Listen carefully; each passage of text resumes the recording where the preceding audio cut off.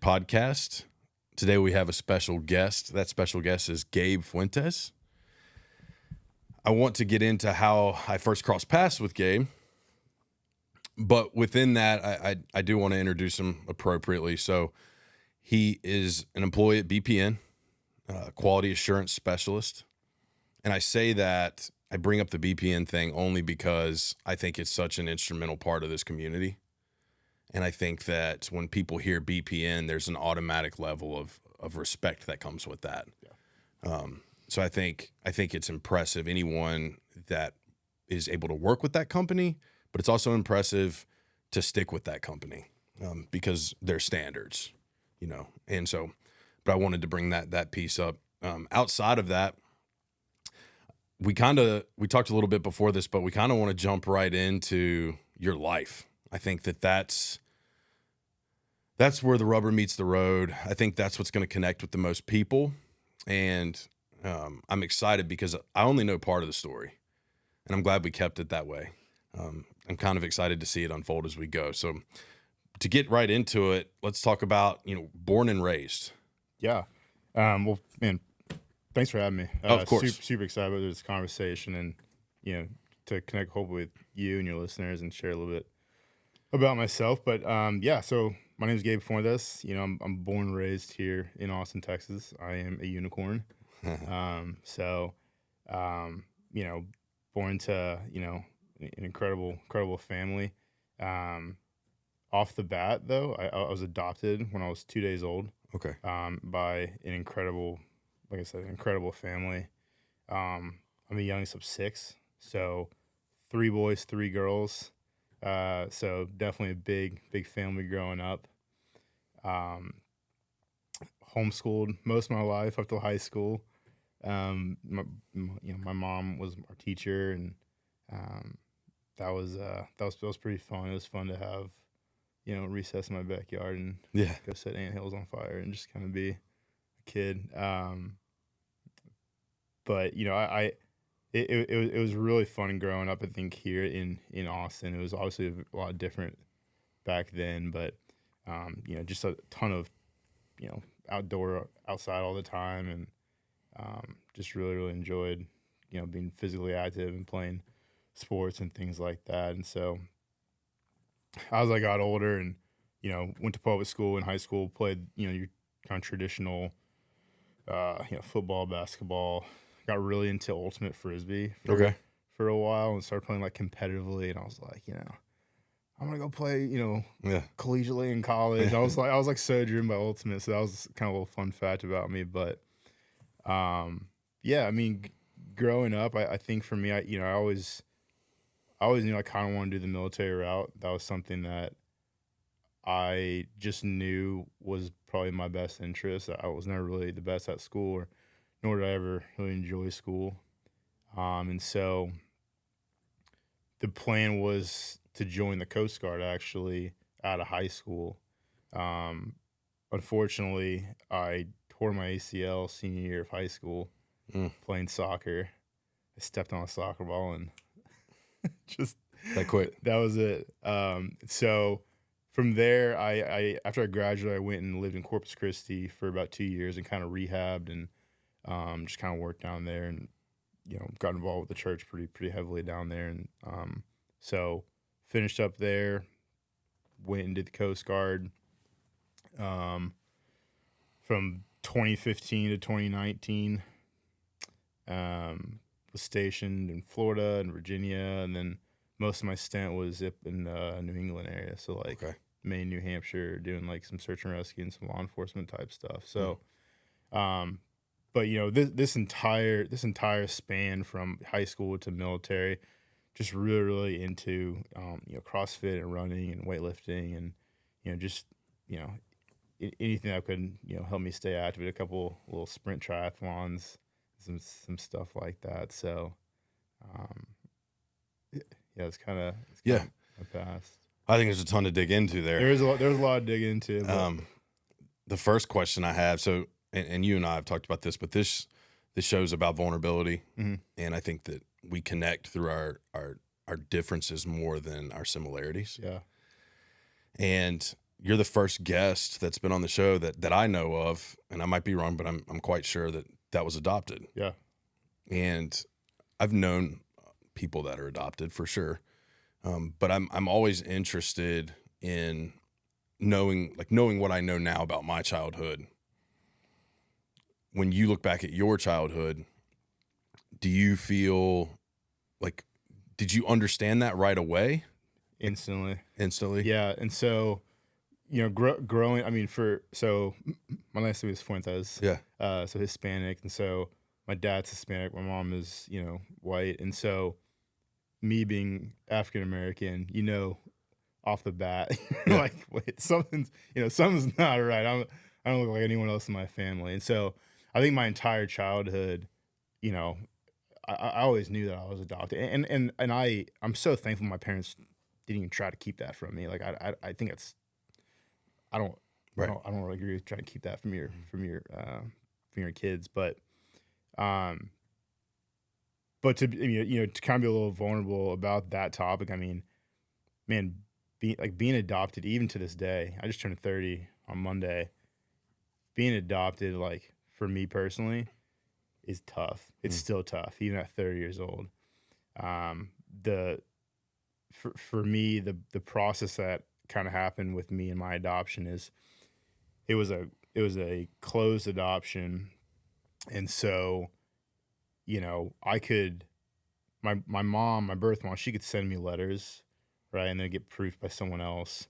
Well, then she basically, like, met someone else, and he, like, wanted her to stop having contact with me, and so she just, like, completely stopped sending letters. Well, then the adoption agency that I was adopted through, they then shut down, and so all my stuff's in, like, some, like, government library or library, So my entire life, I've always been really, really mad. I love my family. I love my family more than anything. But I still really struggle with being adopted. I think for me, I understand why people give their children up for adoption. I have two other sisters who were adopted. Their situations are, pretty out there, kind of like my situation, but they both were really fortunate to be able to meet their parents, meet their birth moms. But I mean, for me personally, and being adopted, I get really, really kind of in my head, and I do get really frustrated, I think, because the thought of being adopted is really hard, because I almost associate adoption with, like, being unwanted. And I've always struggled with associating love with being unwanted, because the person who created you and brought you into this earth, like, how are you going to give that person up? And so that right there is something I have always really, really had a hard time with. Yeah. When people say, "Oh, I love you," it's like, yeah, I love you too, but so the person who brought me to this earth, and they gave me up, so that's been really, really difficult for me my entire life. Yeah. And you don't have to answer this, but I have to ask, like, the question. Yeah. I know that there was obviously limited contact between you and your birth mom for a short period of time, a couple years, few years. Yeah. Did you ever get the understanding as to why she gave you up for adoption? Yeah. From my understanding, it was a very short-term relationship of a gentleman that she met, I think, in Houston. He originally wanted me to be aborted because he already had, like, 5 other kids with, like, 5 other baby mamas. Yeah. This was kind of one of those unfortunate situations. And so, again, this is where I'm like, man, I'm so happy I was adopted. Yeah. I'm so happy I'm here. But I think it's kind of one of those situations where she was young, she couldn't take care of me. She felt that my family was the best option, and I 100% agree they were. But I think what has been more difficult as I've gotten older is that I've tried. I've reached out to the government, library and tried to get information, put my name on a list, and they still haven't like tried to research and reach out to me. So I think that's kind of where I get like frustrated with it. But yeah, yeah. I can't even begin to imagine what that would do to me inside. Yeah. Does she, like, do you know if she has your information, or she knows, like, I have no idea. And I know there's all those DNA tests and stuff like that. And this is kind of an interesting way to think about it. I've gotten really, really scared to do the 23andMe or whatever those things. The reason why is because I feel like when I do that, I don't have control anymore. My entire life I've always been in control of who I reach out to and stuff like that.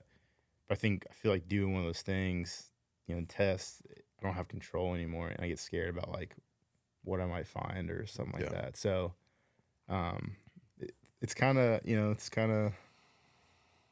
that's a tough thing to weigh. It is, right? Because on one hand, it's something that would probably, in some ways, bring you a lot of closure, a lot of maybe peace. But maybe on the other hand, it could be something that brings more pain. Yeah, like you don't have that answer. And it could be really painful to do the 23andMe and then there'd be no match. Yeah, right. That could be really painful, like almost another letdown. I certainly wasn't adopted, but I think that there's a very small sliver of my childhood that I can relate to, like the abandonment piece. And I know how it's transitioned or like translates into my life now. And so I can't even begin to imagine like the amount of work it must take to like process something like that in order to not project it into your day-to-day today. Well, and I'll say this, like as a kid, I was a mess as a kid. I mean, temper tantrums on the daily, punching holes in my wall, smashing chairs. I was an absolute wreck. And so much of that I think really came from being so angry that I was adopted. Both my parents, they divorced when I was pretty young. They both remarried, and it was really interesting to go to one house and them treat you, maybe poorly, and then you go to their house for the weekend, and they're like buying you dirt bikes. You're like, which one is it? I want the dirt bike one, but I live with this other one that's that's not treating me the best. And so having kind of that back and forth, and then just being young and the anger. Well, I think you just introduced another topic into the conversation, right?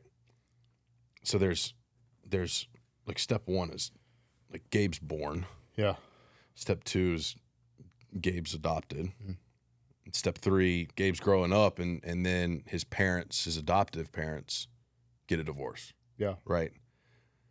And this came up in a previous episode. I've actually been doing some reading on it, and I actually got to talk to a couple of friends about this specifically, but the impacts of divorce on a child. And I think we're learning a lot about that right now because it's kind of skipped a generation. I'm not saying a good example is my grandparents' generation, right? And their 80s, 90s. Around that time, especially in the region of the United States that I'm from, they made it work, like figured it out. And it was sometimes like to a detriment, right? Yeah. Like created a lot of trauma for their children. My dad, my biological father, grew up in a very interesting situation. His parents were married and divorced twice to each other. Oh, wow. Yeah. Interesting. Okay. Yeah. To the best of my knowledge. Yeah. Like that's what I understand. And then on my mom's side of the family, there was like a different set of challenges where they stayed married, though, pretty much the entire duration of my grandfather's life. What's interesting though, when you start to map these things out and then you look at like the next generation, a lot of them got divorces, right? My mom, has her fair share of or history of marriage and divorce. My biological father had his fair share of, history of marriage and divorce. But I remember the feeling when he was still in town. I think the visitation was every Tuesday and every other weekend. And I'm going to keep it real. Like I hated going there on Tuesdays, and I really didn't like every other weekend. And it was because for me, my home is kind of the inverse of your situation, sounds like. But where I lived most of the time is where I wanted to be. And when I would have to leave there to go to a different situation, like, yeah, I was unhappy. Yeah, I was mad. Yeah, I was confused. Yeah, I was frustrated. Like, I see all my other buddies and my friends, and they're not doing that. Yeah. Right? Or they're able to play on Tuesday night after the game, and I can't because I got to go back across town. Right? And then we can jump into holidays. Like, dude, and this is a big thing for me. One of my big goals in life is to be a husband, to be a father. But something I'm so like set on, and I don't see this needle really ever moving, is holidays are going to happen in our home. Yeah. And I think that I don't think that there was a ton of awareness around it at that point in time of what they were doing or what was happening. But as a kid, it sucked. Like, I would wake up at my mom's house. We would open presents. And don't get me wrong, like, I'm grateful we had gifts.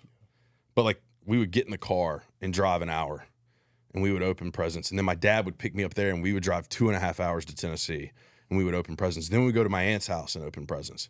And like, we'd be all over the place. And as a kid, like, that sucks. Yeah. That's horrible. Or, like, this grandparent wants to see you, that grandparent wants to see you. It's like, I want my kids to have their holidays at home. Because when a family gets split like that, like, there people joke and say, oh, double the gifts. Like, that's kind of true, but it's also double the trauma. Yeah, I mean, and that's, yeah, I couldn't agree with that anymore. And I mean, for me growing up, it was definitely, it was mom's house, dad's house, right? It was okay, well, all the older siblings are back from college, and it's like, all right, well, we're gonna do Christmas on Christmas Day, and then, the next day, and then we're gonna go to your dad's house, and then we're gonna go to grandma's, and it's like, where's Christmas actually at? Is that this house? Is that this house? Is that house? And what's Christmas actually about in your family? Yeah. Right. And to me, and this, I know I have family that listen to this, and some of them will agree with it, and some of them are going to be like, I can't believe he just said that. But for me, why do we need to drag children around to different locations just to see people, to make them feel loved, when a lot of times they're the ones who created the separation? Why do kids owe them that? No. You need to make it work. You need to come where the kids are at. Like, 100%. Especially if you're at fault for the division of the family. Right? Yeah. And so that's, that might not be the most popular opinion, but that's how I feel about it. Yeah, I agree with that a lot. Yeah. I agree with that a lot. But yeah, so, man, I couldn't imagine it. So age differences too on your siblings real quick. Yeah. I mean, I'm the youngest at 30, and then the oldest, I hope she don't listen to this. I think I want to say she's we'll say mid 40s. Okay. So, then I got two brothers who are identical twins, who, are, I think they just turned 40. Yeah. And I have two other sisters who are a little bit older than me. So, growing up though, because the two brothers and the oldest sister they're so much older than us, it was me and my two younger sisters who were all adopted, and then the older kids. Got it. So that was a really interesting dynamic too. Growing up, it was me and my two sisters primarily growing up, and then the older kids would come back from college, or they'd come down with their family, and they started, getting married and having kids. And so it's really only until now in my life that I'm really, really close with like my older siblings.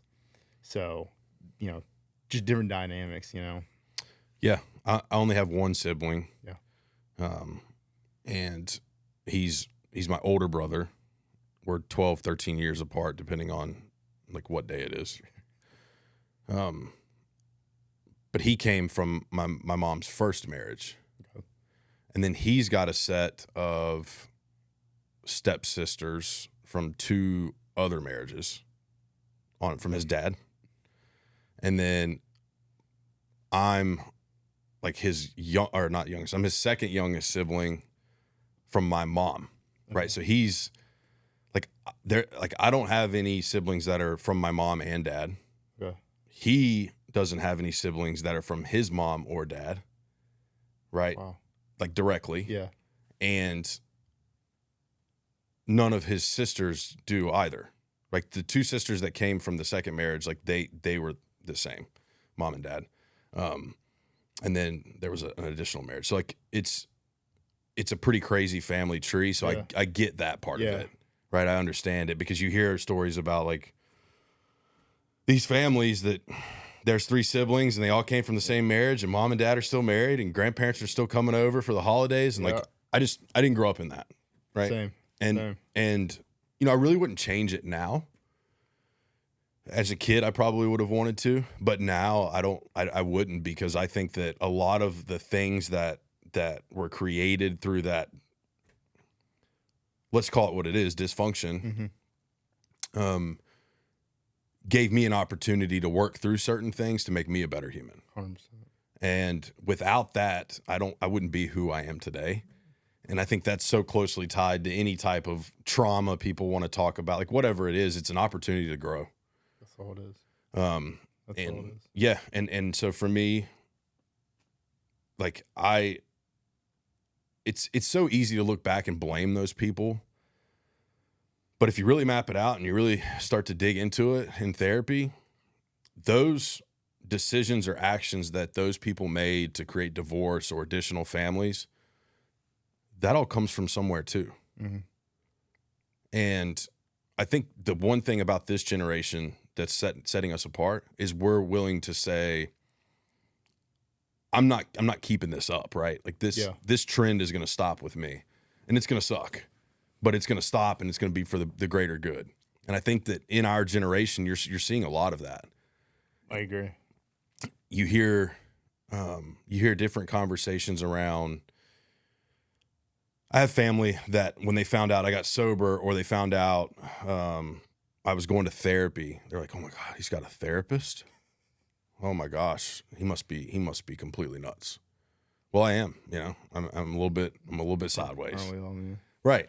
But it's like, that's the mentality. That's the stigma, where it's like, no, if you would have went to therapy, we wouldn't be having this conversation. Right. Yeah. Because it would have been worked out. Yeah. Right. It wouldn't be in the same position. So I think our generation is starting to take charge on it in a positive way. And so that gives me a ton of hope for, the future generations, I think. Yeah, I agree with that. So I want to dig into, you said like you grew up homeschooled and then you get to public school. Yeah. Did you experience bullying because you were adopted in public school? No. It was no bullying. The reason I asked that question is if you watch like back in the day sitcoms or television shows, like one of the bullying tactics of people would be like they'd tell their own siblings that they're adopted. Yeah. Right. It's like a joke. Right. Yeah. And so I was just curious. If like that funny. transitioned into school and like if that was a thing. No. And even, the transition going from homeschool to high school or like to public school, like it was quite the culture shock to me. I grew up very, very involved with the church. And that was a huge part of my identity. So anyone who's ever been to a public school, you can only imagine being very sheltered, homeschooled, and you get exposed to public school. Yep. So I unfortunately, I was a freshman twice. So I was freshman homeschool, and then my mom did me a solid and held me back. I'm very thankful for that. And so, but it's really interesting because I was a very I was a very sheltered kid growing up. And I was still I'd say I was still pretty sheltered even like in high school and public school. And it really wasn't until I joined the military that I completely changed my personality and my standards of life. So what do you think, like, so going from, like, that's an incredible transition. Sorry. For me to even get to, from, like, no, you're good, from homeschool to public school, right? Yeah. Because I grew up on a street with kids that were homeschooled. Yeah. And then, like, the other half of the street went to public school. Yeah. Correct me if I'm wrong, you can pick a homeschooler out from a mile away. A mile away, dude. You know what I mean? I'm just like, at that time it might have been different, and this might be regional, but like my boys had like their shirts tucked into their jeans, and like belt was riding a little high. Yeah. But I remember them because, one, they were an awesome family, and we would go up there and play, but they couldn't come to our house because we had TV. Yeah. Like it was an additional layer. There was something else there. It wasn't just homeschool, right? It was like no outside world connection. Maybe some like religion. Yeah, probably. Yeah. But they were allowed to rent a television in March every year for March Madness. Stop it. Swear. And I don't know if it was Rent-A-Center or what, but they loved playing basketball. Okay. And skateboarding. And so, but they never went to public school, like K through 12. Yeah.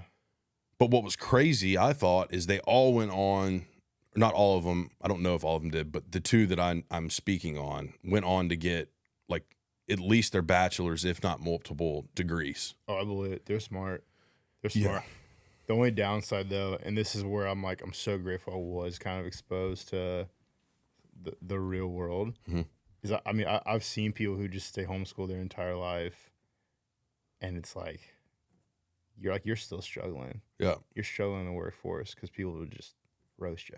Yeah. You know, there's some people I met in the military, and you could just tell, they were homeschooled their entire life, and they went, middle school to high school, homeschool, and then went straight, to the military and got eaten up. That creates another question. Sorry if I'm all over the place, but I'm just like, this is exciting to me. So, like, outside of the home, was your first feel of community the military, or did it happen prior to that with like Ultimate Frisbee or? No, it's definitely prior to that. Like I said, growing up, very much involved with the church. Okay. You said that. Yeah, like Bible study, Bible study group. I was with the same group of kids, for almost 10 years, and they were all in public school. So, you have a little bit of, kind of what was going on. And then when I graduated high school, I moved to Corpus. I was involved with a college group down there, and that was kind of my sense of community, and still playing Ultimate wherever I could at that time. But I think the military just really, for me, it just kind of made me like more like, I don't want to say hard-headed, that's not the right word, but mentally tough. Until I think in the past, prior to the military, like I was definitely, you could, I feel like people took advantage of me like emotionally. And during the military, I was like, kick rocks, like. Yeah. It helped you start creating boundaries. Oh, yeah. Yeah. So I just became a little more hard-headed. And I wonder if and I wonder if it's closely tied to like you feeling like you were creating value for yourself doing something hard. For sure. And then it's like, I think that through those processes in life, you start to limit who has interactions with you and like who you let in. Yeah. Who you let in is a big one. Yeah. It's a huge one. And that's your choice. And I think that's a whole sidebar conversation of, you don't owe anybody access to you. And I've talked about this before, but like within family, like previous generations said, oh, they're family, right? We'll do anything for family. What a therapist asked me, he's like, well, would you be friends with them now, like on the journey that you're on, like Mhm. these people in your family? And like, there's people I would say the answer is no. Same. And it's like, and then he asked me, he's like, well, you don't know them anything. They're just not in your circle, right? They were born into the same bloodline, but that doesn't, you don't owe them anything for that, right? I'm a firm believer in, like, my mom's a great example. She's always been by my side, Mhm. right? There's a loyalty there. No matter what, like, she's got to be good, right? I want her to be good. But then you start getting into like other relatives or other distant relatives, and then it's like, if you don't like them as a person and you feel like you're doing your best to be the best person you can be, like, you can love from a distance, you know? Yeah. It's hard to learn that. It's very hard, and I think, you know, I have two sisters, the ones I grew up with. I love them dearly, dearly. I love them. One of the biggest reasons is because, like, you know, not only grew up together, but we suffered together. Yeah. You know, maybe wasn't the best childhood house growing up, and all three of us suffered together, and we are close. Nothing in common. We have nothing in common. You know, we talk every so often. I see them every so often. Doesn't mean I don't love them. Right. You know, it's just that, hey, you know, the path you're going in this life it's not the path I'm going in this life. No path is right or wrong. We're Correct. just going different, and that's totally fine. That's totally fine. You know. Yeah, for sure. I think that that's a really healthy way of looking at it. Mhm. And I definitely have similar relationships in my life where it's like, we're not going in the same direction. It is what it is. But then there's people who also want to continue to have access to you that know that you're not on that path. Yeah. And then they get frustrated and angry and project all over you. And for me, like, that's what I'm speaking on. Like, no, there's no access there anymore. Yeah, and I mean, for me, it's like, and I think, again, I talk about it's one of the beauties the military did for me. It's just like I don't have emotions towards that. Mhm. You know, people, I'm very, very selective who I allow in my life. You know, especially emotionally. Yeah. I think, you know, at least a lot of my childhood past is very much affected by that. But also, I don't have time or patience for people who aren't going to push me forward. Right. You know, and I think I'm old enough and I've been through enough to where if I sense someone pulling me down, like, see ya. Yeah. Yeah. You know. And being able to disconnect in those moments is helpful. I think I struggled with it for a long time because through my dad leaving when I was a kid, I created a codependency with my mom. Mm-hmm. And that would carry on into other relationships, right? Like, I wasn't good unless they were good with me. For sure. And so for me, like, it took me a long time to learn how to, like, not, like, it's honestly happened in the last 3 years where I can emotionally disconnect, right? And that's something that's always been so difficult for me from a person, right? Yeah. To be able to, like, give up or not feel wanted or just, like, and honestly, like, it's just understanding, like, you're not meant for everybody, you know? Yeah. Yeah, and that's okay. Yeah. You know, because I think the people that you do have in your life, like, they're there. Like we talk, like, everything happens for a reason. People are there for a reason, and the people who are in your life are supposed to be in your life. My dad always told me, always growing up, he was like, you know, you might be the one who plants seed, but that doesn't mean you're gonna be there to watch it grow, right? And it's like, people are gonna come in your life, and they're gonna leave your life, right? They're gonna be part of your chapter one, or they might make it through the whole story. We don't know, but they're there and they're going to play a part in your story of life. So, yeah, all you can control, and that's how you show up. That's it. That's all you can do. And the rest of it, I think that's what helped me the most, was realizing, like, okay, I can sever a tie, and understand that, like, hey, I showed up, I did my best, it just didn't work. Whether that's a friendship, a relationship, something with family, it kind of all goes hand in hand. Oh, yeah. So, wow, that's interesting. So the older siblings, though, I know there's a closeness, I believe, with the oldest sister.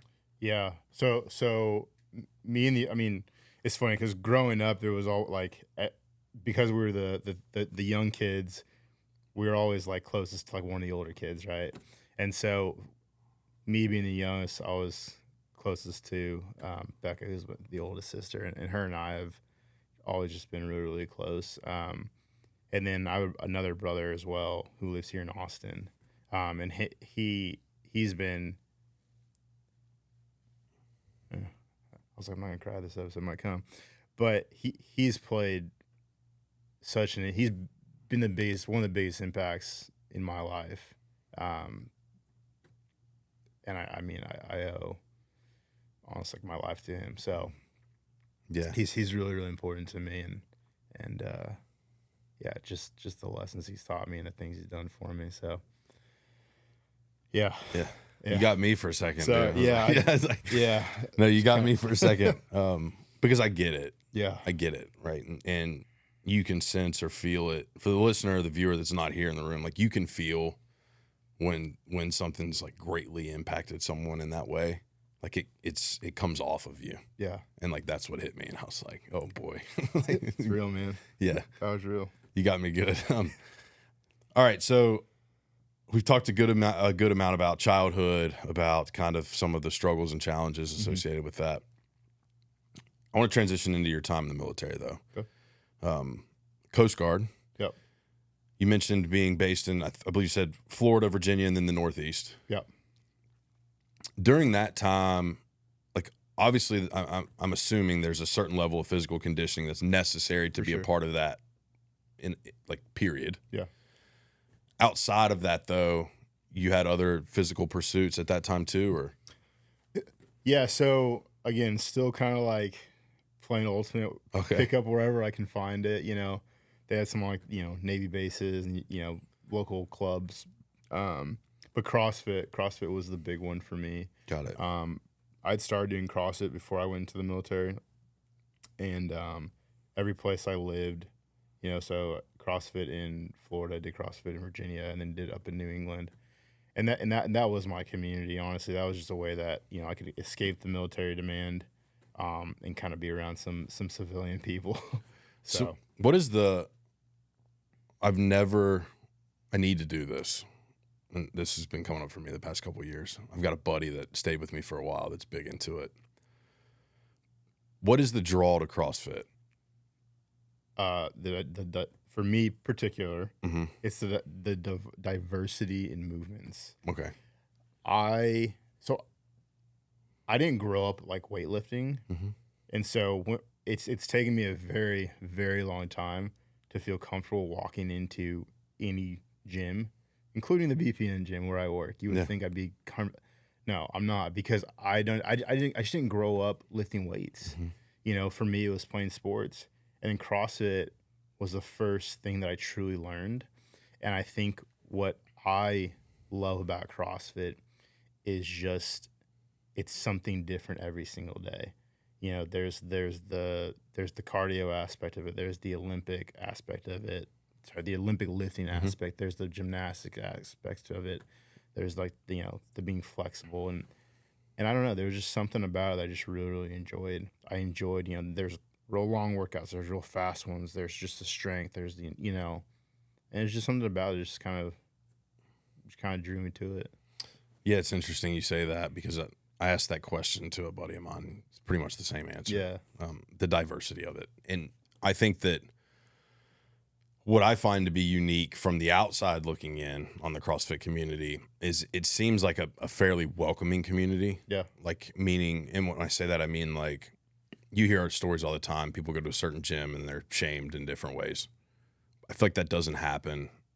Or at least I haven't seen anything like that happens in the CrossFit gyms. I've been in CrossFit gyms, like, I feel like all over the U.S., and I've never walked into one and felt like out of place or like that I wasn't like welcomed. Is it daunting as heck walking in? Absolutely. Yeah. But so it is with any gym. And I think something that's cool about CrossFit is there's so many ways to scale what you're doing. You know what I mean? I can't do a bar muscle up, but that, I mean, there's not 5 other ways that are going to help strengthen me to get to that point. You know what I mean? And so I think like that's something that I've always just really appreciated is like, hey, I'm not like this elite guy who can just do like ring muscle ups, you know, set of 10, but I can do like ring rows. You know, I can do 5 sets of 10 of ring rows and start, you know, strengthening my traps and, you know, what I need to do to Get to that achieve point. that movement. You know what I mean? So, Yeah, I know this. And this is why it's funny. I've never been in a CrossFit gym. I'm obsessed with the CrossFit games. they're fun. Like when they're on, I'm telling you, like it's like Super Bowl for me. That's awesome. I love it. Yeah. It's a little different now that Matt Frazier's out. I loved watching him compete. Growing up watching, even before like the Rich Froning and the Khalid, like all those guys, the Bridges, watching those guys compete was like, it was the coolest thing in the world. Yeah, I think the most like chill bumps, if you will, that I've ever gotten in my life was when Josh Bridges won the Murph.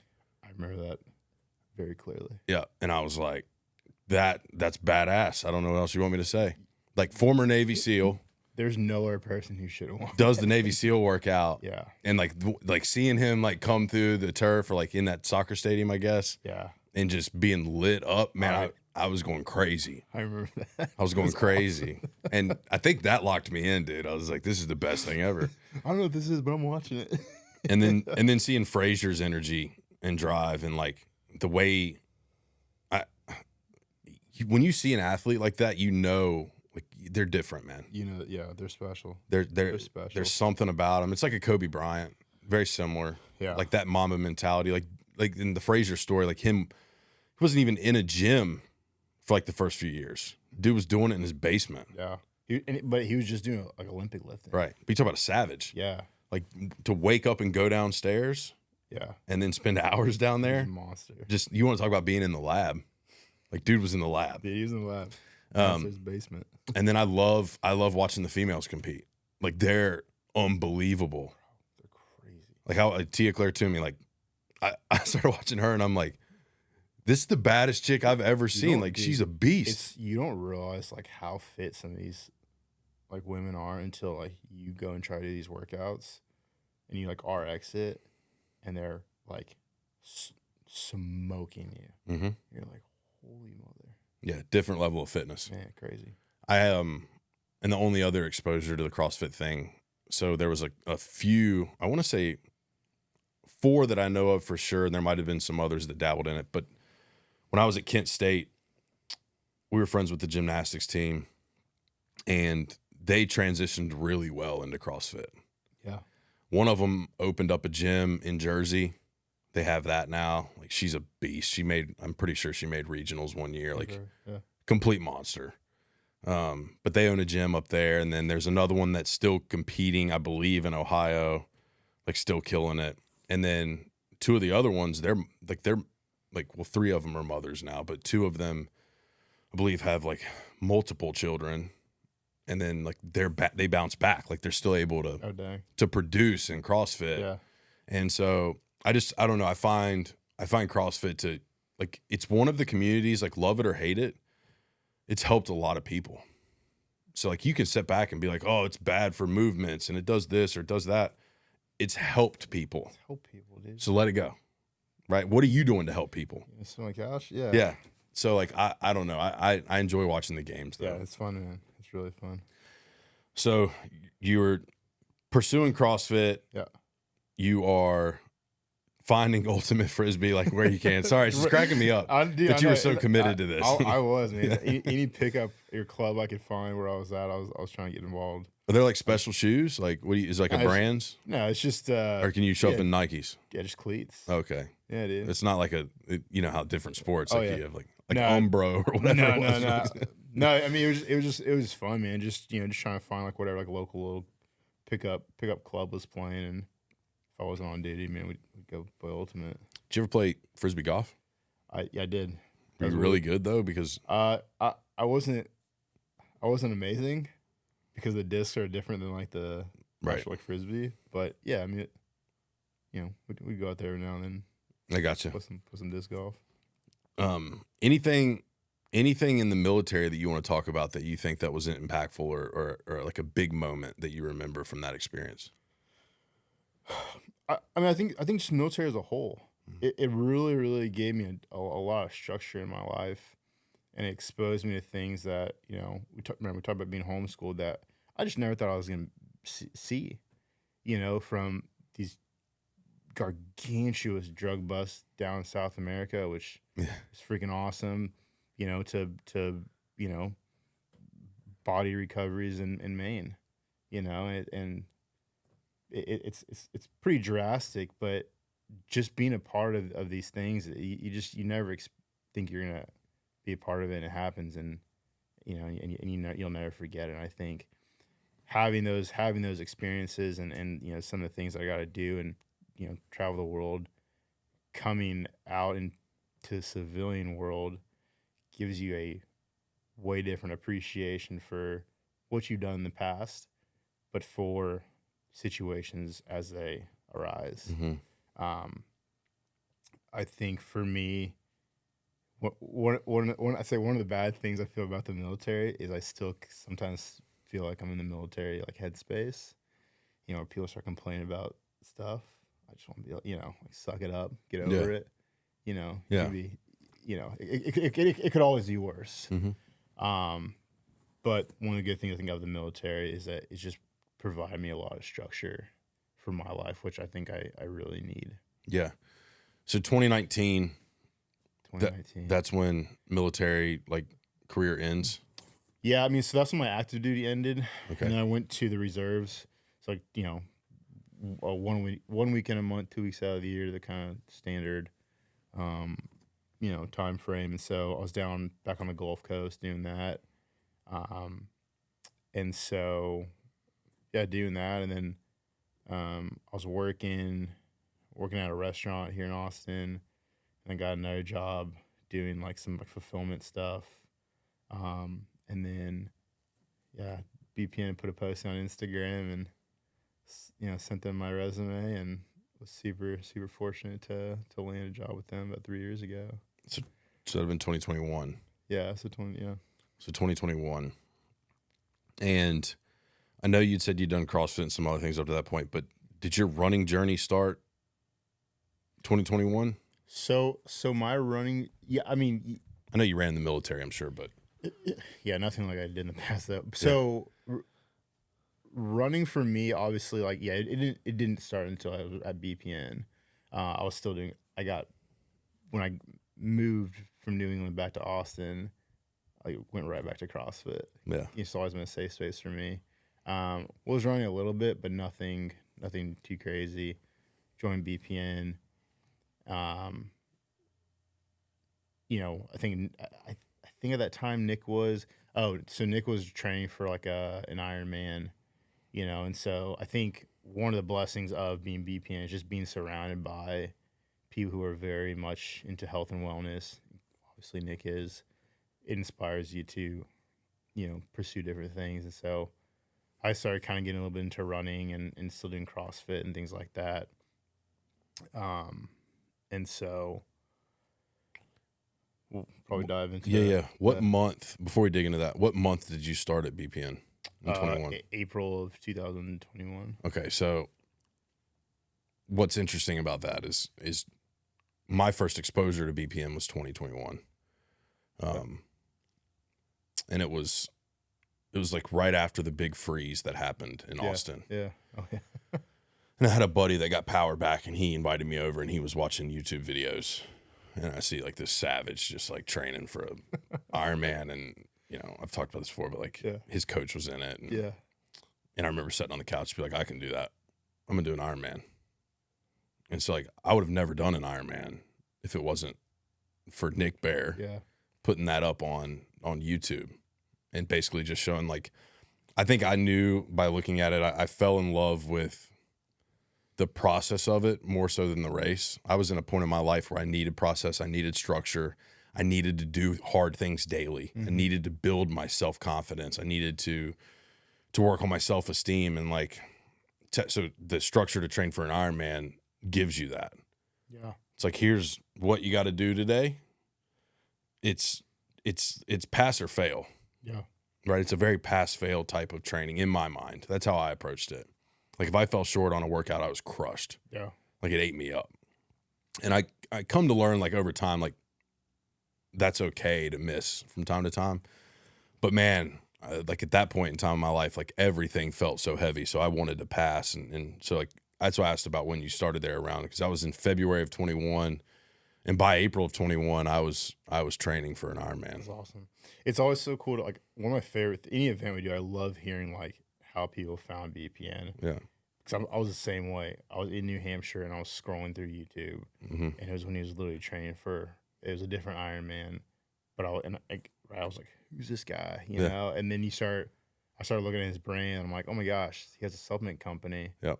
You know, so you start using it, and you're like, whoa, it's in Round Rock, Texas. And you're like, I grew up like him. You know, so then, of course, then you fall in love because it's like a local brand. And, you know, to sit here to this day and be like, you know, I've been really blessed to work there. It's amazing, man. I mean, I have a ton of tattoos, but, Yeah. you know, I have a Go One More tattoo. Yeah. Hey, Tim. Yeah. Like it's hilarious because like, but that's how impactful it was to me. Yeah. You know what I'm saying? Like it was that impactful to me. It was like, it gave me, it was a big part of my journey in saving my life. Like, That's awesome, man. and so, yeah, I wanted to get it tatted. Yeah. Like, absolutely. I love that. So you're there 2021 and I didn't even ask this question. So like throughout prior to military, in the military, and then up until now, like any relationships, like any type of. Yeah. I had dated a couple girls in the military, just kind of off and on. Nothing that was healthy by any way, shape, or form. You know, kind of. I think when I got out in 2019, definitely, you know, kind of living like the party days again, and kind of, you know, but nothing too serious. A few years ago, I met my current girlfriend now, and she's been, you know, one of the greatest things that ever happened to me. So yeah, yeah. I'm pretty sure I met her. You did meet at the Boston Marathon. Yeah, We can talk about that right now. Yeah. Might as well. So you meet people, like we had this conversation. You meet people. I believe God is up there, and He's like, I'm gonna do this today, right? Yeah. For millions of people. yeah, But I remember that marathon for me was hell. It was pure hell. it's such for me too. Because 2 weeks before that, I'd attempted Rocky Raccoon 100, and I fell short at 60 miles, pulled out. Body was jacked up. So I reached out to Austin Marathon, and because I went and got MRIs done, all kinds of stuff. Like it was all right there. And I was like, hey, I can send you my MRIs. Like, can I please push this till next year? Like I can't run this race. And they're like, it's too late. Can't do it. So me being hard-headed, it's like, well, I'll show them. I'll go do their race with a broken body. Show them how tough their little race is.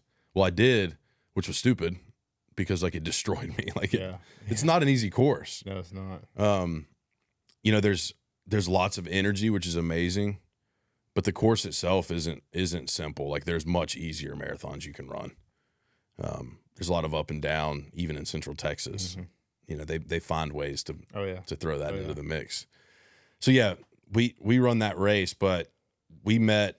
I mean, you want to talk about your race first that day? I mean, yeah.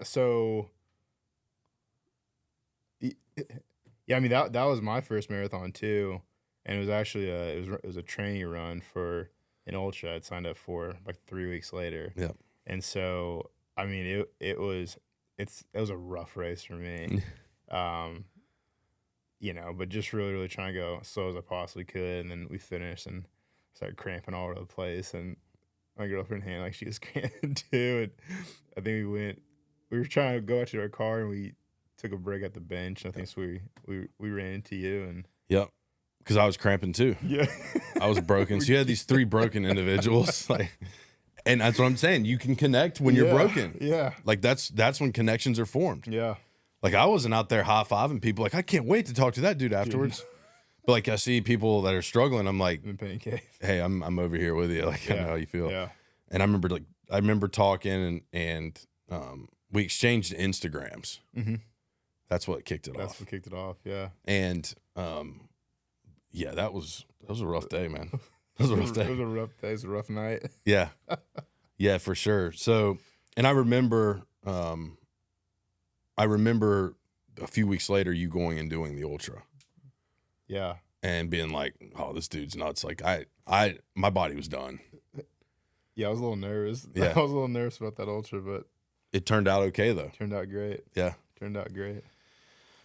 So we've talked a lot about athletics and this post-life shift. And one thing I want to talk about specifically that I think that's been like just another chance or opportunity to like work through adversity that I think is really inspiring from your story is, the story around the surgery that you had to have. Yeah. And if you're open to talking about like from day one, like how that started, mm-hmm. like up until the day of surgery, let's start there. Yeah. So,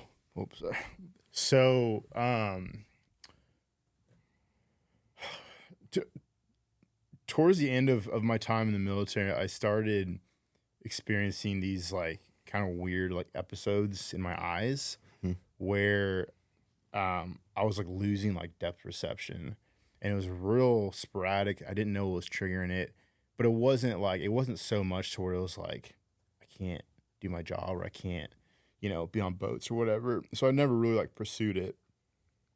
Well, when I got out of active duty, I noticed it starting to get a little more aggressive and a little more aggressive. I went and did a couple tests. I thought it was like vertigo. And they're like, no, it's not vertigo. And I was like, all right, whatever. I'm naturally I'm a very, very stubborn person. And so I was like, my body will figure it out, like whatever. Yeah. Which sometimes it's not always the right answer. Anyway, so kind of life went on, and I kind of put all the testing stuff to the side, and just continued to happen. I just wasn't sure what it was. So while all this is kind of going on, Nick is now training for. Nick had just done Leadville, and I was inspired. I was just the film that media team made and documenting that Epic. whole race. I was so blown away, and I was like, I want to run an ultra, right? And then Nick had told us that he was going to do Rocky Raccoon 100, and so I had decided I was going to do the 100K, 62 or whatever miles. So I started training my butt off. We're pushing end of 2021, and I'm feeling good. I am the healthiest I've ever been. I'm 195 pounds, which Dialed. I've never been since like middle school. Yeah.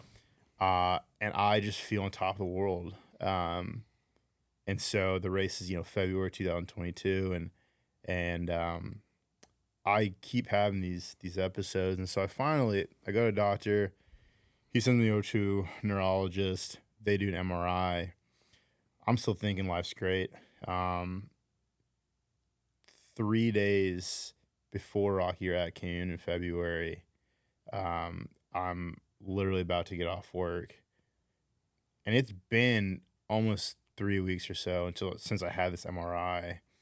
And you would think you'd have results by then, but I'm like, whatever. Like, I'm nothing crazy in my windshield. So, about to get off work, get a phone call. It's a nurse, and she's like, hi, is this Gabe? And I go, yep, what's up? Like, it's 4. I'm trying to go home. What you need? And she goes, hi, can you sit down? And I was like, what do you mean? Can I sit down? Like, lady, it's 4 o'clock. I'm going home. She's like, hey, I just want to let you know that we found a 2.5 centimeter mass on your brain. And that was one of the craziest feelings I've ever experienced. People talk about like an out-of-body experience. I don't know what the heck. I mean, total shock. So coincidentally, my boss was like walking by, and I motioned him over, and I told him. He was just like, "Shit." I was like, "Yeah, like I don't know what to do." Mm-hmm. And so I was driving home. Probably shouldn't have been driving home, but was driving home and called my mom and called my sister. And dude, I remember just being like so angry. I was punching the steering wheel. I was swearing. I was so mad. Backtrack real quick. Right before I left, I text Nick Barry, and I was like, "Hey, like, can I talk to you?" So I went in his office and I told him, and he was dude, he was so supportive. He's like, we're gonna be with you through this entire process. And he said, I had 2 words of advice. He's like, don't overthink anything and don't Google anything. Those are 2 things he told me. I overthought everything. I didn't Google anything, but I overthought everything. No. And so, I'm not knowing, is it term? I don't know anything, but all I know is the brain's a dangerous place. And I started going all over the place. I was supposed to meet with an oncologist. We had a little snowstorm. It then pushed all like my appointments forward. I got another MRI with contrast, and they confirmed, yep, it's a tumor. It's on the occipital nerve, which is like right by the vision area, which kind of accounts for the eye stuff. Oncologist basically goes, yeah, like you've been having like seizures in your eyes. And so finally go and meet with the neurosurgeon. I'm definitely like in a rough place mentally, but I'm still like radiation, like, like surely you're not gonna, cut my head open. And he's like, oh yeah, we're cutting it open. And I was like, really? He's like, yeah. And I go, okay. And for me, after that visit, dude, like that's when like things for me like went south real quick. Mentally, I was very, very depressed. I was in the worst headspace I think I've ever been in my life. Did not want to be on this earth. And I think a lot of it's a mixture of not knowing what's going on, realizing that the thing that makes you a human being is about to be tampered with. Everyone you ever met thinks you're dying, and you're the most alone you've ever felt in your entire life. There was a night in particular.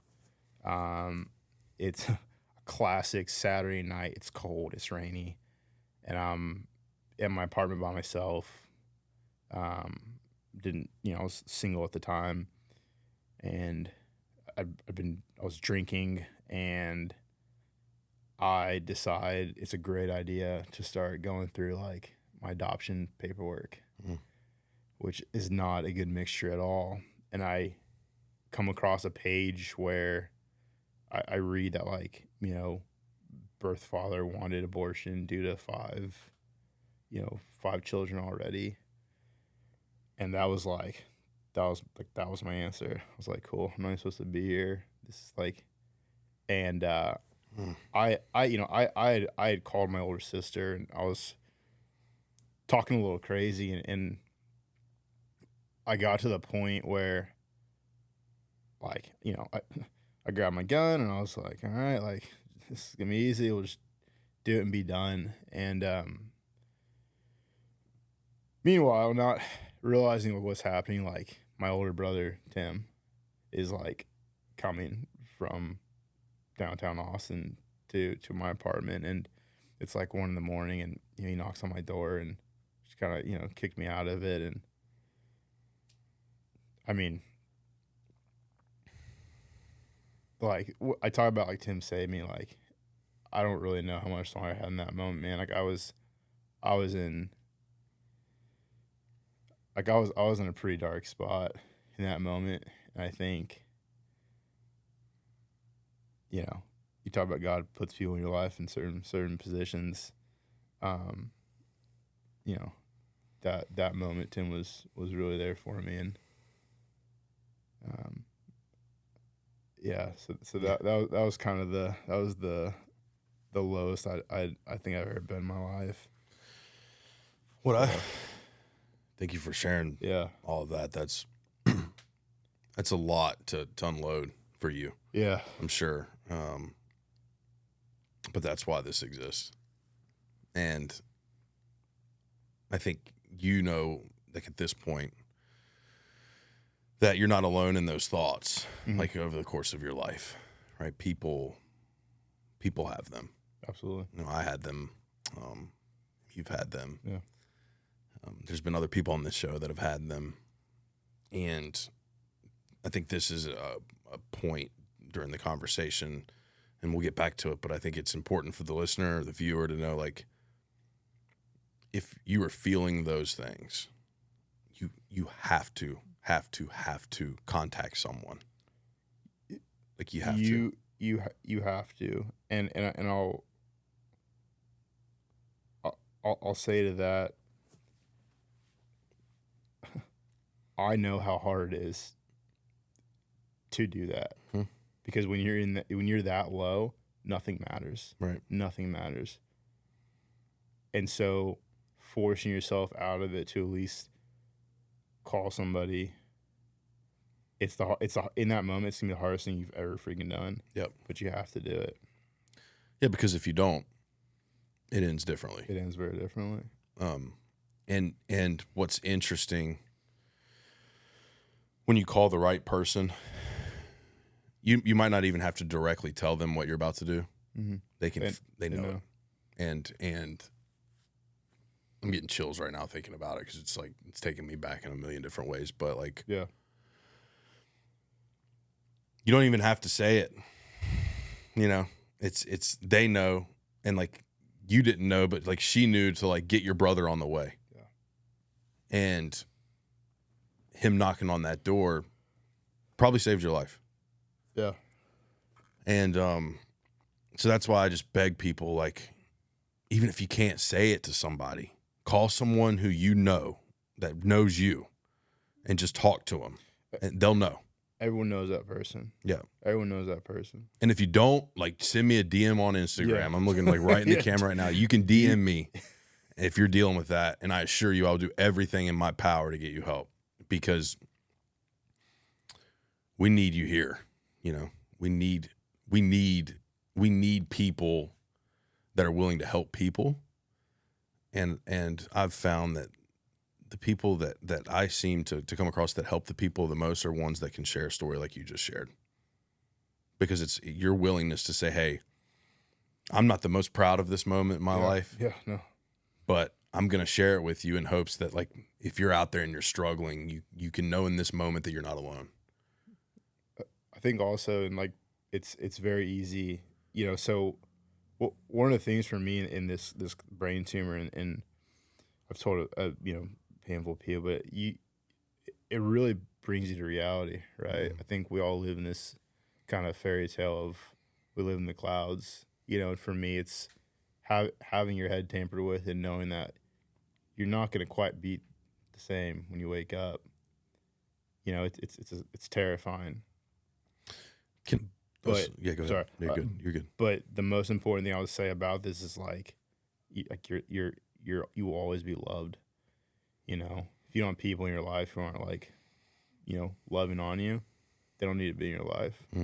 Honestly, not supporting and encouraging you and loving on you. Get them out of there. Because there's people that will. They're harmed. This life's too short, man. Like, why? Yep. You don't need people who aren't going to do that to you. If you're spending all your time and energy dealing with that, you're doing nothing but holding yourself back. Yeah. Another question I wanted to ask you, pre-surgery. Sure. So I went back through your social media today, and I watched. It's about a 6-minute clip. We'll tag his Instagram on here if you're okay with that. But it's about a 6-minute clip with your oldest sister. Yeah. Pre-surgery. Yeah. And it's like, hey, we're gonna, we just want to update you on what's been going on, because the post before that is you working out. Yeah. And then a month later, it's this post. And it's like, hey, we just kind of want to update everybody what's going on. And you kind of gave some of the details, but if I were to just watch that post, I would have no idea that you were struggling as much as you actually were. I would have no clue. Yeah. And what a, like, and I'm not trying to call you out or anything like that. No. I'm saying we all do that, right? Outwardly. I'm only going to share what I want to share. Yeah. Right? Yeah. And that is one of the hardest things I think about people who, you know, are dealing with depression or dealing with, you know, addiction and things like that is they're only going to share what they want to share, you know, and I've heard so many stories of, you know, people who, you know, hit that point and then they you know, they take their life and people go, well, you know, why didn't they just say something? Why didn't they talk to me? And they go, they only shared what they want to share. Yep. And that's the most terrifying part too. It's the most terrifying. And I've been there. Yeah. Like no one knew the real story. Not until now, until I came out and said, this is what happened. Yeah. From my understanding, right? And that might not even be that accurate because my understanding was skewed at the time. Yeah. But no one knew the whole story. The people closest to me knew something was wrong, but they didn't know why or what or how. I kept all those details to myself. Yeah. And in a very similar fashion, like if I go through my social media prior to getting sober and I look at my posts, you'd never know. You'd never know. You'd be like, dude, this guy's killing it. Like professionally, he's moving around the country. He's got a nice truck, living his life. Dude eats steak like 4 times a day. Yeah, like, you do. I was killing it Yeah. on social media. But behind, like when I got in my apartment, it was darkness, pure darkness. And so I think that it's okay though, is what I'm trying to get to here is like, if you're that person, it's okay that you're going through that, right? It's okay that you're having those feelings. We got to do something about it. I agree. Right. I think, you know, I think working, like I said, working the social media space just with the company I work with, I think social media is one of the greatest blessings we have. It's also our worst enemy, right? Because I think 99% of what you see is not truly what's happening. You know, I think there's a slim 1%. I think, you know, I think this podcast, I think, you know, other people that, you know, we know are truly, you know, what you see is truly what you get. And I think that's, you know, for me personally is like, I'm not like huge on social media, you know, and I do that intentionally. I try to really be very intentional about what I post. You know, what you see on social is what you're gonna get in real life. Like, you know, I want the same thing. Yeah, because I lived so long and that wasn't the case. Yeah, like that was not the case. That was a different world. And we've seen it too. I mean, I'm sure there's so many people you can think of. I can too off the bat. You see something, and they're a completely different character. You know, face to face. Oh, for sure. But you know, to your point, now it's like the things that are going on there are the things that I'm doing. Yeah. Right. Not talking about it. Yeah. I'm doing it. Showing up and doing it. And here it is. Yeah. Right. And so I think social media can be great from accountability perspective, like self accountability. For sure. It's like I'm doing this thing now, and by the time this comes out, you know, we'll be pretty deep into it. But every morning, so quick backstory. The eclipse was, I don't know, a few weeks ago. Yeah. And I believe in setting intentions in my life and being super intentional with like what's next, what I'm doing. I'm sitting there and I'm thinking like, man, I feel like I haven't grown enough in the last year. Like, what am I doing? I'm spinning my tires. And I look back at my first year in sobriety and it was like, I mean, I was rocking the world like my hair was on fire. And I went back to this moment in my head and I'm like, how do I reset the counter? Like that day one. How do I get that guy back? Yeah. Like if I put day one mentality in this guy's body, I'd go a long way. Yeah. I was like, how do I bring that back? So I started writing down like what I did during those times, like how I showed up, how I like nutrition, fitness, faith, family, friends, community, like how I managed that during that time. And I said, okay, I turned 34 when the eclipse hit. I turned 34 103 days from then. I said, I'm going to take the next 103 days And I'm going to approach every single day with that mentality, that day one mentality when God saved me. Yeah.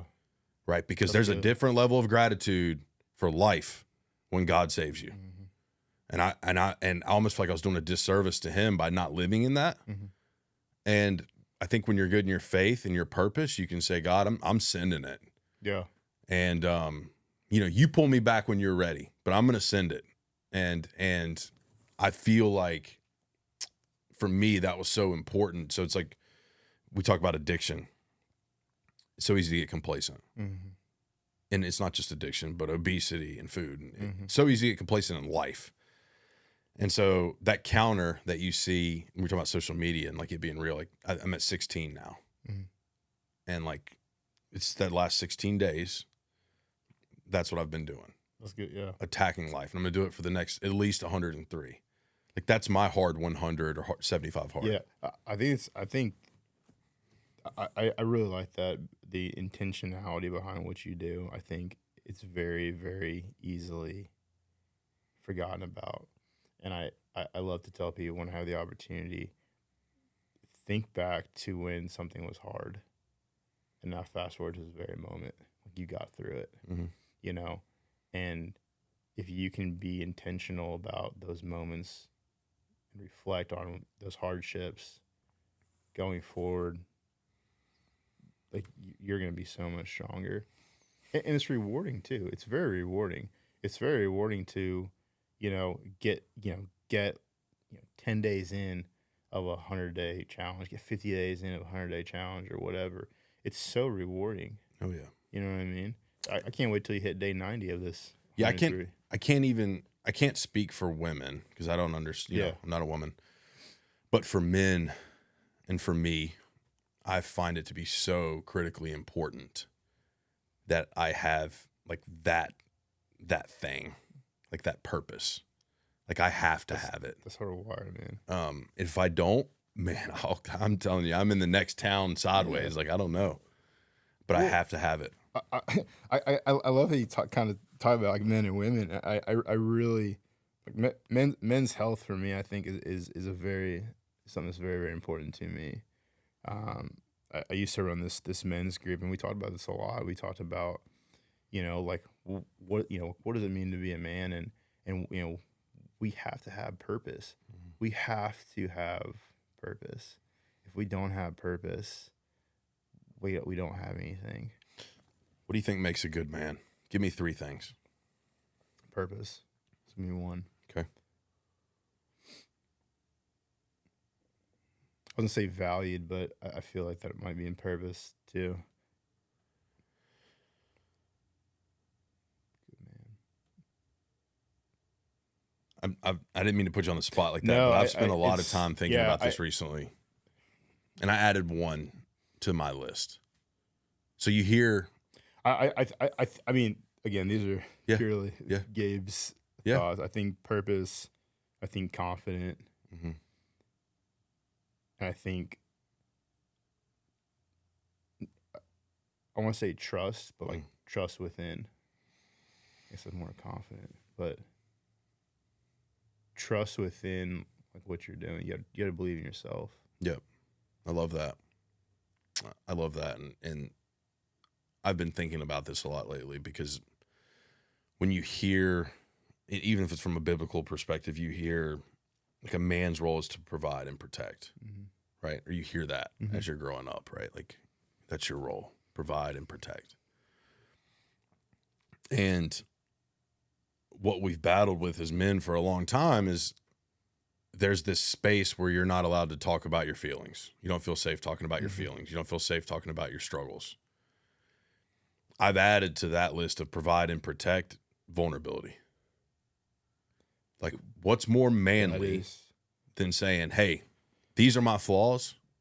This is where I fall short in life. These are the things I'm working on. Like, judge me. To me, that's become a new standard for myself. And this shows an example of that, right? It's like, yeah, but I think vulnerability it's incredibly important because how am I supposed to make an impact on your life? I'm not going to be vulnerable about the struggles, right? Because the one thing I will not do is I will not. And this is purely This is from Gabe. Gabe. This is Gabe. I'm not going to listen to anybody who hasn't been through anything. Mm-hmm. You know, it's there's a quote, but it was like, never take advice from someone you wouldn't want to change lives with. Yeah. I always love that because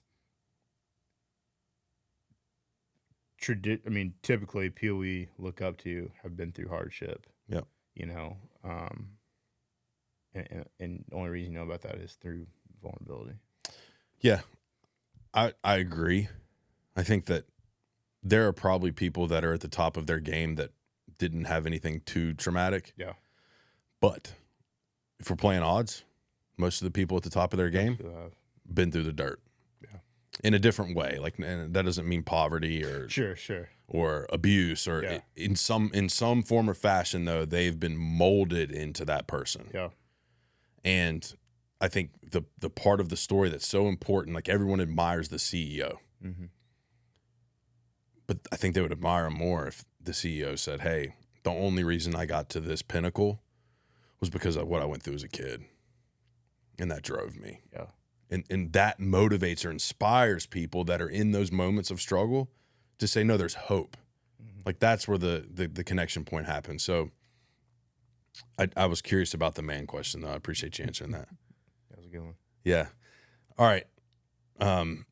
Surgery day. So I have a question about that. Okay. I understand the timeline leading up to the surgery was fairly brutal, right? Mentally, emotionally, probably spiritually. Yeah. And you get to surgery day. I heard you say in the post it was like early morning, right? Mm-hmm. What's going through your head, like on the way to the hospital for them to go and cut your head open? That this was it. Yeah. I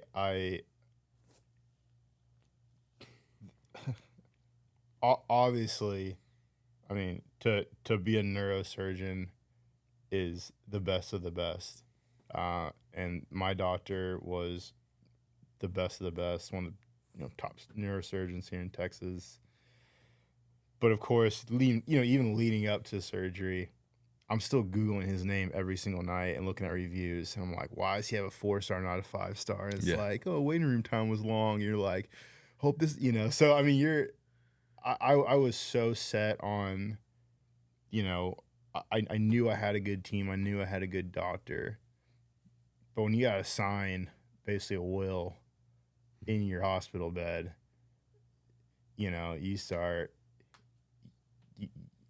tripping, you for start, lack of better words. I mean, I'm praying to God that I wake up, and so, I mean, we get to the hospital that early that morning, and,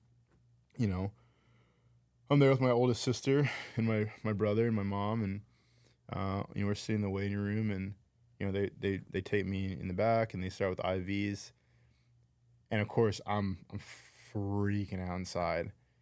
The very first IV I get, they miss the vein. Uh-huh. And so that then calls for another nurse to come and try it.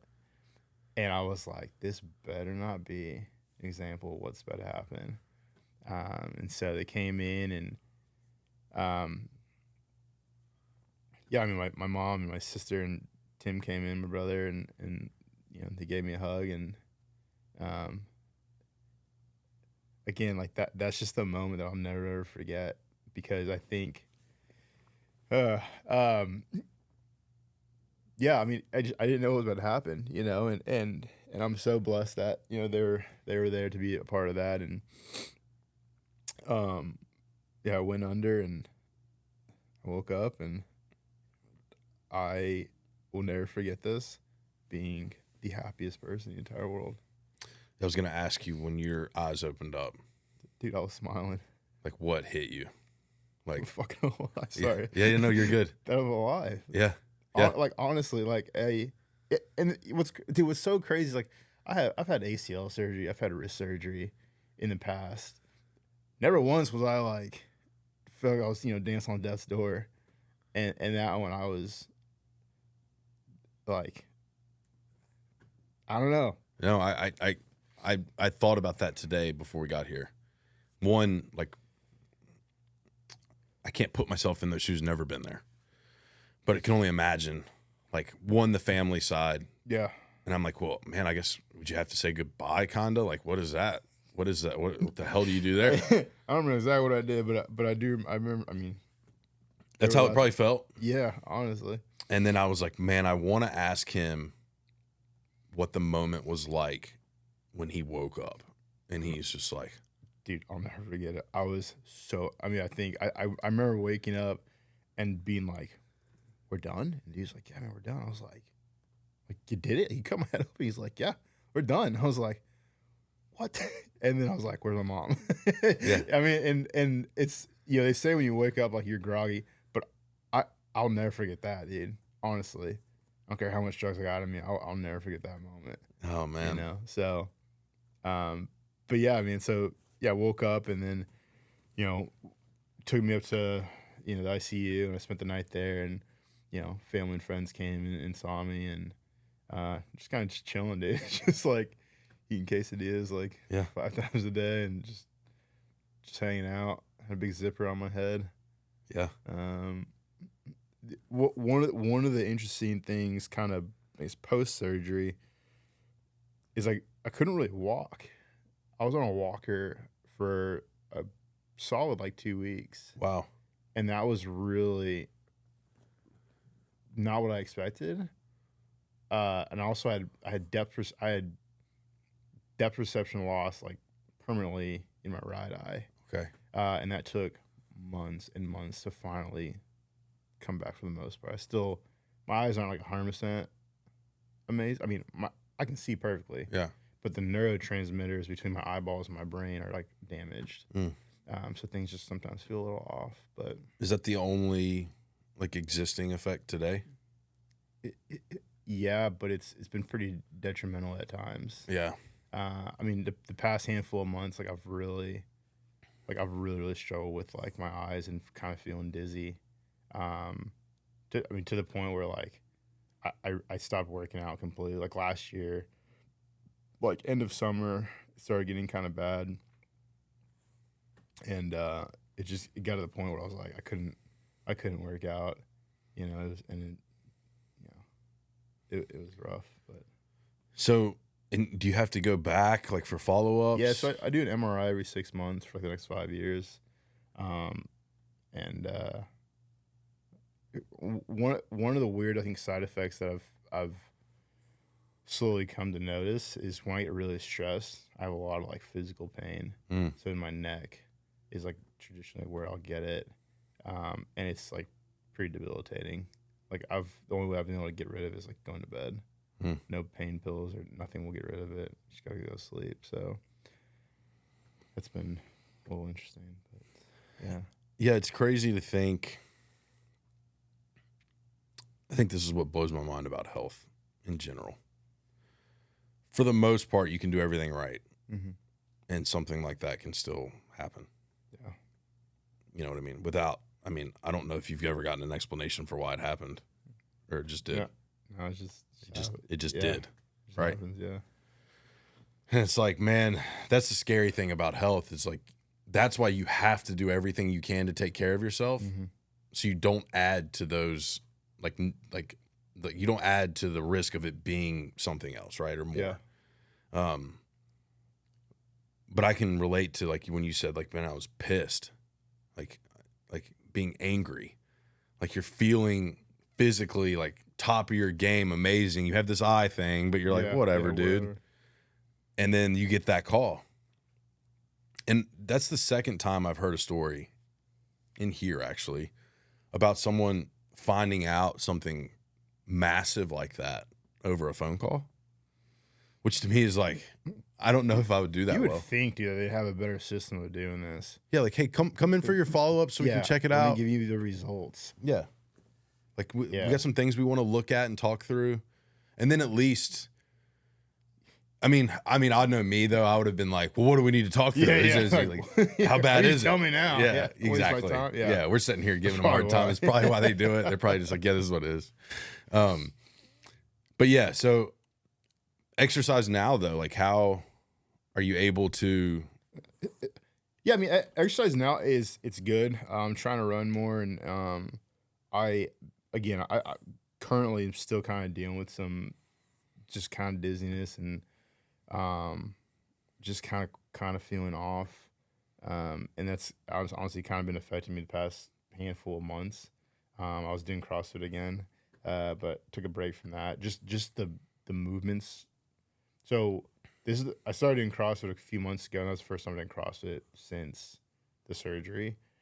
And like it was going good, but there's too much movement with the head, and if you're kind of already disoriented in general, you start doing, upside down push-ups and throwing the head around. Yeah, it really kind of, makes you kind of disoriented. And so, kind of just trying to get back into like running and just like weightlifting as a whole.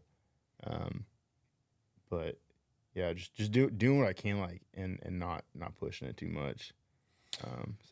And I that's probably got to be difficult because I don't know you inside and out. Yeah. But I know anyone who can drive themselves to just train for an ultra. Like, we don't need to talk about racing. Like, just to train for one, what that takes. It's a lot. And then to not be able to show up in that way anymore. Yeah, is difficult. The past probably like past 5 months for me have been like really, really frustrating. I mean, I'm the heaviest I've ever been, and I think it's not that I'm not like motivated and driven to. Right. I love working out. I really do love fitness, but when you get dizzy trying to run half a mile, or you get dizzy trying to like, do some kind of like movement, like it's brutal. Well, it's dangerous too. Yeah, and I'm not in that business. Yeah. So when I feel I'm having a good day visually, like we'll get after it and we'll go pretty hard. You should pay for the next day, but yeah. Is something you can control your nutrition? Yeah, and that's something I think it's actually funny you talk about that, because that's something I really have been trying to focus better on.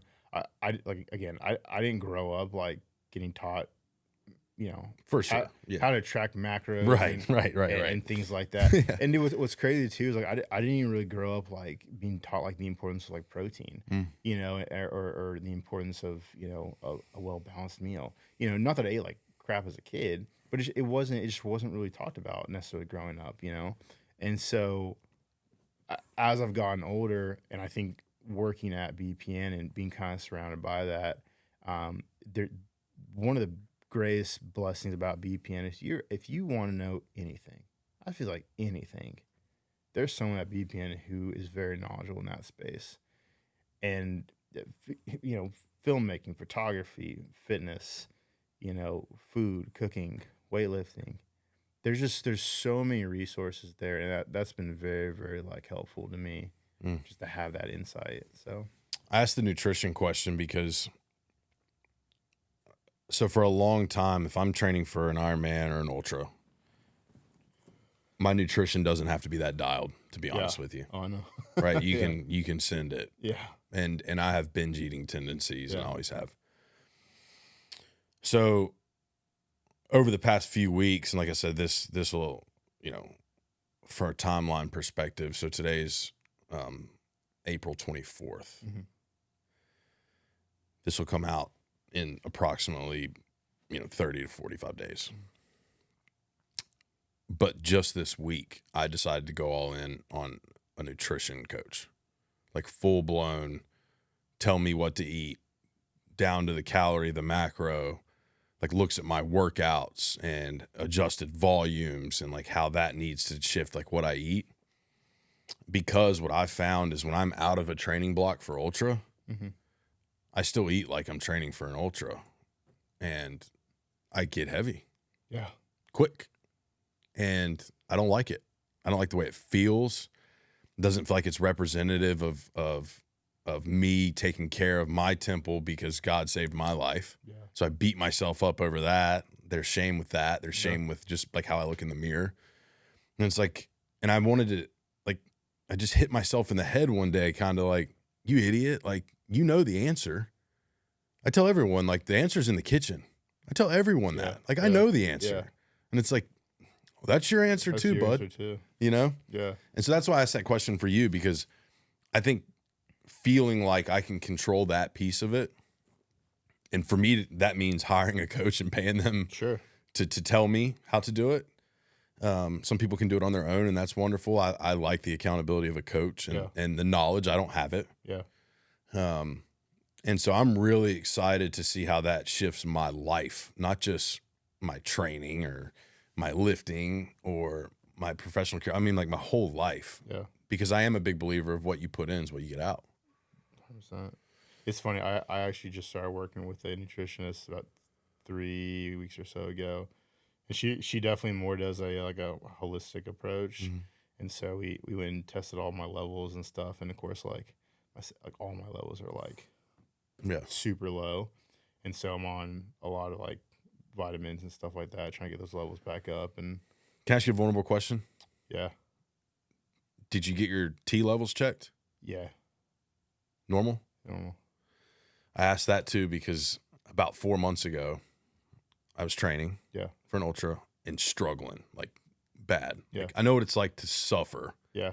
But something was wrong. And I was talking to a friend and they said, like, hey man, you should get your blood work done and get your T levels checked. I'm like, dude, I'm 33. I was like, I did an Ironman, I lost 100 pounds. I'm running ultras. My T levels are fine. Like, there's no problem in any of the other areas either. Yeah. To put it bluntly, like everything's good. And he's like, just trust me. He's like, and then you can rule that out, kind of thing. I went, and so normal range is 300 to 1,000, right? That's a big ass range. It's a big, yeah. But the 300 is representative of like men later in life. Mm-hmm.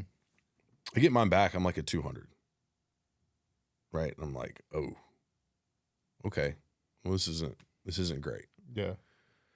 So I did it all through doctors, and I'm talking to a doctor about it, and he said that the most like likely explanation for mine being low was in your head, your pituitary gland is what signals your body to make more T. Mm-hmm. But if you've had a lot of concussions, it doesn't work properly. Mm-hmm. And he's like, that's the best answer I can give you. It's like, that's what they think happened. And so I'm like, all right, well, what are my options? Like, I want to feel like a 33-year-old man. Yeah. You know what I mean? I don't want to feel like an 80-year-old man. And if I'm doing this and I feel like an 80-year-old man, like cut me loose at 33 and watch me like run the world. And so he's like, no, like there's a lot of different options and a lot of different things you can do. And so I'm on like a TRT program where there's an injection and then a pill I take daily just so I don't go sterile kind of thing. But I bring it up because men don't talk about it. But every time I bring it up, like 1 out of 3 times, some dude's like, me too. Yeah, I feel like you go back to like stigma of like can't be on. Yeah. Yeah, it's like some people need it, man. Like some people need it. Look, here's how I see it. Yeah. If my numbers, like yours are normal, right? Mm-hmm. Say yours are 750. I don't know what they are, but say that's what they are. And mine are 200. Why can't I do something to get to 750? What's wrong with that? Your body's naturally producing it. Right. Like I'm not cheating. But it's also like if you take supplements. Yeah. What's against that one? Yeah. Yeah. It's this culture of like people just want to hate, dude. And that's why I'm out there with it. I know, man. I'm like, yeah, judge me. I'm on TRT. You want to come run 60, 80 miles next week? Like you can get on all the juice you want, but like you're not going to do that. Yeah. So like but that's why I bring it up because there's a massive stigma around it. There really shouldn't be. No, absolutely People not. take supplements for other things. People take supplements to help them get a better workout. For sure. What's the difference? Well, if I have low iron, wouldn't you expect me to take iron? Yeah. There's no difference. That's what I'm saying. Yeah. But it cracks me up because people will go take a pre-workout just to go and get a better lift in. Yep. But you're actually deficient in something and you get shamed for replenishing it. Yeah, it's laughable. It is. It's laughable, yeah. All right, so last question I want to end on.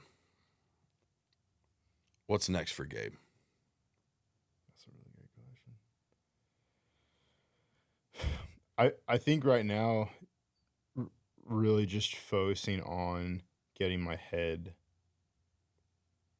back in order. I think with kind of all my levels being really low, I felt I've had moments of kind of feeling a little like depression, just kind of feeling sad, and so really trying to focus on like mental health and just kind of getting myself back into a place where I feel, where I'm really, back where I need to be. Because I think with that then comes, my health and wellness and getting back where I need to be, and working on rekindling my relationship with the Lord, and getting back on a relationship with Christ. So a couple things, but Yeah.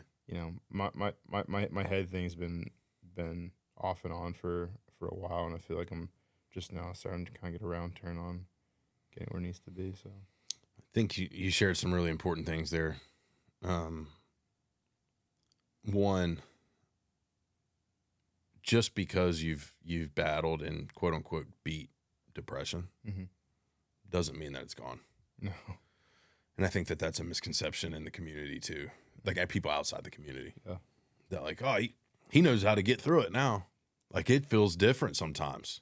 And it's like, yeah, I know how to get through it. But like when you're in it, to your point, you don't want to do any of the things that to pull you out of it. Yeah. It's tough. And it's funny, like right, it's gonna pull you out of it, but it's so hard to do it. Like I know working out is gonna make me feel better. I know eating healthy is gonna make me feel better. But we're just so tempted by these negative. Or the relationship with Christ, right? Yeah, that's a big one. I've shared about this on here before, but like my relationship with Christ has been very on and off in my life. And I'm not proud of that. That's just the truth. But when in my life, like when I look back and I reflect on it, retrospectively, the most fulfilling times in my life were when my relationship with Christ was good. I don't mean easiest, right? I'm not going to sit here and be like, oh, it was always easy and simple and fun, but fulfilling. It was when that relationship with Christ was strong. And I've had to reflect on that recently too. That's part of my 103-day deal. Like I do something with the Bible every single morning. All of that. I have a Bible app, so it might be cheating, but like there's a devotional, right. There's a devotional, and then there's a couple scriptures. Yeah. And no matter what, like that's the first thing going into my body, my brain. And for me, that just sets the tone. Like, and I'm not a Bible thumper, right? Like I'm not the type of person to go into places and be like, you have to do this if you want to live. And that's not me. Yeah. But I will tell you this, if you're seeking something, or if you feel lost, or if you feel depressed, that answer is never the wrong one. Yeah. Right? From my experience. I 100% agree with that. 100%. So I love that you said that. I think it's important. It's so important to give glory where it's due. Right? We get through hard times and we're like, in those moments, like, thank you, God. Or we're praying to God when we're struggling and then we're like, thank you, God. But, 3 years, 5 years, 10 years later, we have to sometimes reset and remind ourselves, like, no, God did this for a reason. Like when you opened your eyes that day, God did that for a reason. And it wasn't so you can do nothing with it. Yeah. You know what I mean? Yeah. He's like, no, I have full belief that Gabe is going to take this opportunity and make something of it. And so when I'm in my deep, dark hole, because I still get back into it, I go back to that. And I'm like, nope, this was on purpose. I'm supposed to be here because I had every reason not to be. Yeah. But I am. So what are we doing? Right? That helps pull me out. Yeah, that's powerful. And I think I definitely reflect on obviously past events and get just so thankful that the Lord allowed me to live another day and kind of get through these trials and tribulations. Yeah. Well, man, I appreciate your time. I appreciate you being here. This was an epic conversation. I'm so glad though, like you said, that we didn't go through like the whole story prior to and just kind of let it unfold. Yeah. No, that was awesome. And dude, thank you again. This is awesome. I love chatting with people and sharing my story. And to your listeners, I hope that they can pull something powerful from this. This is a story that needs to be heard. That's how I feel about it. I appreciate that. And I'll just go ahead and hit on this sidebar while we're here. There's a big draw for guests in the podcast world that have mass followings, right? Mm-hmm. People want that because it's exposure. Sure. And I've had one guest who had a big following, but it wasn't for that. Yeah. It was for his story. Yeah.